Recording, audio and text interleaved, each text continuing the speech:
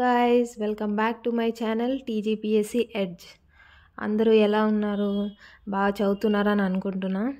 So ఈరోజు నా schedule ఏంటంటే సేమ్ నిన్నట్లాగానే geography, Telangana movement, polity 3 subjects అనుకుంటున్నా.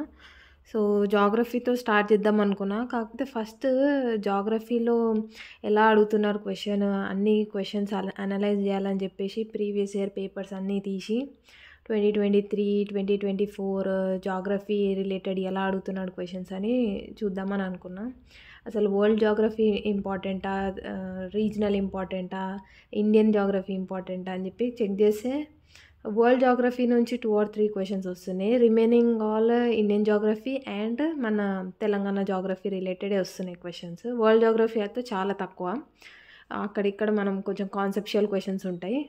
సో దానిలో ఏంటంటే ఇప్పుడు ప్రీవియస్ ఇయర్ పేపర్స్ అనలైజ్ చేసిన అని చెప్పినా కదా, దానిలో చాలా వరకు రిపీటెడ్ క్వశ్చన్సే ఉన్నాయన్నమాట.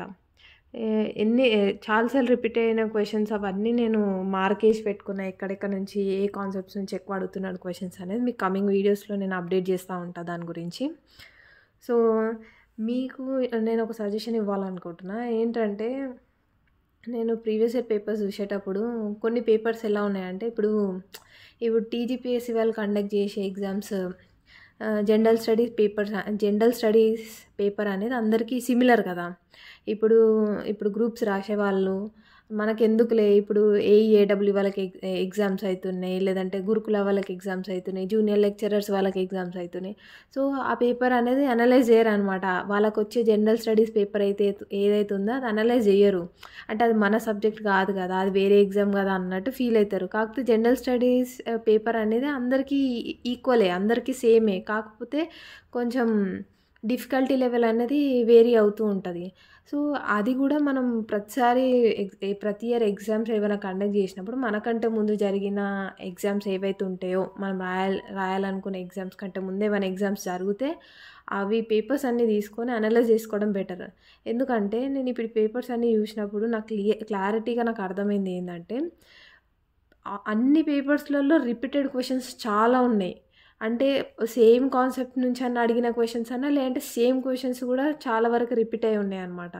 సో అది చూసి నేను షాక్ అయినా. సో జాగ్రఫీలో కూడా అంతే, రివర్స్ గురించి అయితే ఎన్ని క్వశ్చన్స్ అడిగారు, మొత్తం ఇండియన్ రివర్ సిస్టమ్స్ గురించి అయితే చాలా క్వశ్చన్స్ అడిగినారు. ఇంకా మా ఇండియన్ క్లైమేట్స్ గురించి, సాయిల్స్ గురించి, మినరల్స్ గురించి కొన్ని చాలా రిపిటేటివ్ క్వశ్చన్స్ ఉన్నాయన్నమాట. సో అవన్నీ నేను మార్క్ చేసి పెట్టుకున్నాను. కమింగ్ వీడియోస్లో మీకు కూడా అప్డేట్ చేస్తూ ఉంటాను. ఈ టీజీపీఎస్సీ సిలబస్ అనేది ఎంత వ్యాస్ట్ ఉందంటే, మనము ఎంత కంప్లీట్ చేద్దామని చూసినా ఏదో ఒకటి మిగిలిపోతూనే ఉంటుంది. సో అది నాకు విచిత్రం అనిపిస్తుంది అప్పుడప్పుడు. ఎంత కవర్ చేద్దామని చూసినా కానీ ఇంకా కవర్ అవ్వాల్సిన చాలా టాపిక్స్ ఉంటాయి. సో ఇప్పుడైతే ప్రజెంట్గా నేను తెలంగాణ మూమెంట్ రివైజ్ చేసుకుంటున్నా. దాంట్లో టూరిస్ట్ స్పాట్స్, లేదంటే ఫోర్ట్స్, ఇంపార్టెంట్ ఆర్కిటెక్చర్, దాని గురించి చదువుతున్నాను అనమాట. అవి కూడా చాలా పెద్దగానే ఉంది లిస్ట్, అన్నీ గుర్తుపెట్టుకోవడానికి టైం పడుతుంది కదా. సో అందులో ఒకటి రిపిటేటివ్ క్వశ్చన్ ఒకటి ఉంది, అది నేను మిమ్మల్ని అడగాలనుకుంటున్నా. సో మీరు కామెంట్స్లో ఆన్సర్ చేయండి దాని గురించి. సో ఉజ్జయిని మహంకాళి టెంపుల్ తెలుసు కదా, సికింద్రాబాద్లో. So Ujjaini Mahankali temple is built by whom? So వాళ్ళ పేరు ఏంది కామెంట్స్లో రాయండి. సో అది 2-3 టైమ్స్ రిపీటెడ్గా అడిగినారనమాట క్వశ్చన్స్లలో, మన క్వశ్చన్ పేపర్స్లలో. సో ఒకసారి కామెంట్ చేయండి, ఐడియా ఉంటుంది మీకు కూడా. సో ఇది ఎంత వాస్ట్ సిలబస్ అంటే, ఎంత ప్రాక్టీస్ చేసినా అయితే లేదని అన్నారా, కానీ అది ట్రూవే. కానీ ఆఫీసర్ అనే వాళ్ళు ఖచ్చితంగా అన్నిటి మీద ఐడియా ఉండాలి కదా. సో అందుకే దాని ప్రకారం డిజైన్ చేసినారులే వాళ్ళు. సో నో కంప్లైంట్స్, ఇక ఏం చేయలేం దాని గురించి. ఇక్కడ చూడండి, నేమ్ ఆఫ్ ది సెంచరీస్, ఇంకా నేషనల్ పార్క్స్ అని రాశాను కదా, ఇది చాలా ఇంపార్టెంట్ టాపిక్ అనమాట. పేపర్ అనలైజ్ చేసిన అని చెప్పిన కదా, దాంట్లో ఈ నేమ్స్, ప్లేసెస్ ఎక్కడెక్కడ ఉన్నాయి అనేది చాలా ఇంపార్టెంట్.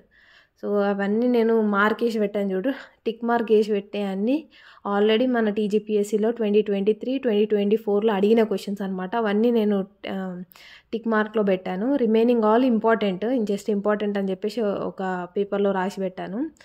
దానిలో చూడండి, బందేవ్గర్ national park Madhya Pradesh, దూధ్వా national park UP, ఇవన్నీ ఇంపార్టెంట్ అనమాట. బండిపూర్ ఫస్ట్లో ఉంది, కాజిరంగా నేషనల్ పార్క్, మానస టైగర్ సెంచరీ అది కూడా అడిగినారనమాట ఒక క్వశ్చన్లో. అది అస్సాం, అది చాలా ఇంపార్టెంట్.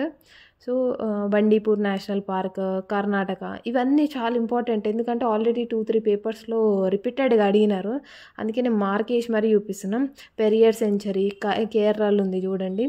సో ఈ ఫస్ట్ పేజ్లో రాసినవి అయితే సెంచరీస్ అండ్ దాని తర్వాత నేషనల్ పార్క్స్ 2 మిక్స్ అయ్యి ఉంటాయి అన్నమాట. అది చాలా ఇంపార్టెంట్. ఇక్కడ చూడండి, ప్రాజెక్ట్ టైగర్ ఇన్ ఇండియా ఎప్పుడు లాంచ్ చేశారా అని అడిగినారు క్వశ్చన్. ఇది ఒక 2 పేపర్స్లలో వచ్చింది. 1973 అనమాట దాని ఆన్సర్. ఒకసారి గుర్తుపెట్టుకోండి, లేదంటే ఎక్కడన్నా రాసి పెట్టుకోండి బెస్ట్. ఎందుకంటే చాలా ఇంపార్టెంట్. అడుగుతారు మ్యాచ్ ద ఫాలోయింగ్స్లోనన్నా అది కంపల్సరీ అడుగుతారు ఎక్కడో ఒక దగ్గర క్వశ్చన్. సో ఇవి చూడండి, అండమాన్ అండ్ నికోబార్ ఐలాండ్లో కూడా క్యాంబెల్ నేషనల్ పార్క్, ఇవన్నీ చాలా ఇంపార్టెంట్. ఐలాండ్స్లో ఉండే నేషనల్ పార్క్స్ కూడా చాలా ఇంపార్టెంట్. ఇంకా చూడండి, ఇవన్నీ ఒకసారి స్క్రీన్ షాట్ తీసి పెట్టుకుంటారా, రాసుకుంటారా చూసుకోండి ఒకసారి. ఇవన్నీ నేను కొన్ని ఇంపార్టెంట్ నేషనల్ పార్క్స్ అనేది నేను షార్ట్స్లో కూడా అప్లోడ్ చేశాను, చూడండి.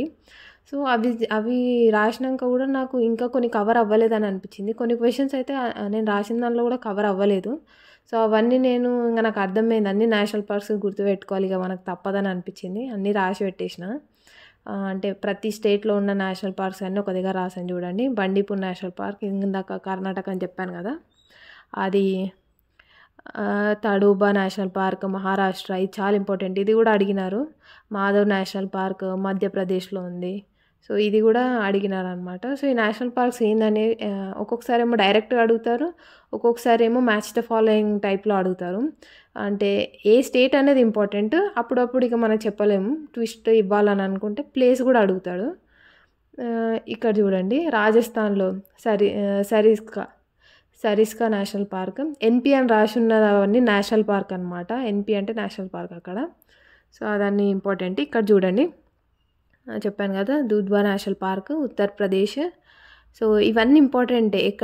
ఎందుకంటే చెప్పలేము, ఏదన్నా అడగవచ్చు, మనం ఎందుకు రిస్క్ తీసుకోవాలి చెప్పండి.